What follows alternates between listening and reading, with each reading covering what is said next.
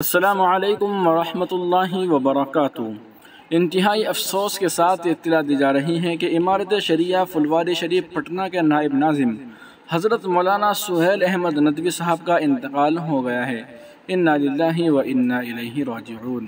اللہ تعالی حضرت کی بال بال مغفرت فرمائے، اعلیٰ علیین میں مقام کریم عطا فرمائے، پسماندگان کو صبر جمیل عطا فرمائے اور امارت شریعہ کو نعم البدل عطا فرمائے، آمین یا رب العالمین۔ واضح ہو کہ یکساں سول کوڈ کے خلاف تحریک کے سلسلے میں آپ جھارکھنڈ، اڈیشہ اور کٹک کے دورے پر تھے، وہیں نماز ظہر میں حالت سجدے میں انتقال کر گئے۔ انا للہ و انا الیہ راجعون۔ مولانا کی اچانک موت کی خبر سن کر بڑا صدمہ ہو رہا ہے۔ وہ ملت کے لیے قیمتی اور بیش بہا سرمایہ تھے، انتہائی فعال، نشیط اور متحرک تھے، ندوہ کے باکمال ابنائے قدیم میں تھے، پوری زندگی امارت کی خدمت میں گزاری۔ اللہ تعالیٰ مرحوم کی مغفرت فرمائے اور پسماندگان اور متعلقین کو صبر جمیل عطا فرمائے، آمین یا رب العالمین۔